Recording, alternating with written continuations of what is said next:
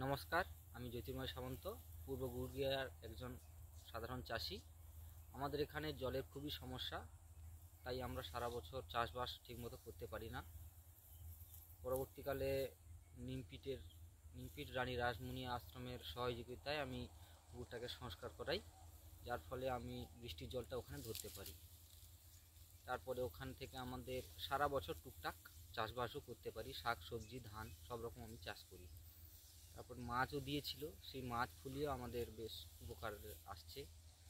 তারপরে বিভিন্ন সময় সারা বছর বিভিন্ন রকম শাকসবজির দানা, ধানের বীজ এসব ওই আশ্রম থেকে আমরা পেয়ে থাকি। এছাড়া জৈব চাষের জন্য জৈবর বিভিন্ন রকম উপকরণ এবং কেঁচো, এছাড়া জৈব কীটনাশক ওখান থেকে দেয় এবং তাদের পদ্ধতিও আমাদেরকে ট্রেনিংয়ের মাধ্যমে জানিয়ে দিয়েছে, যার ফলে আমরা সারা বছর টুকটাক করে আগের থেকে আমরা উন্নতি করতে পেরেছি।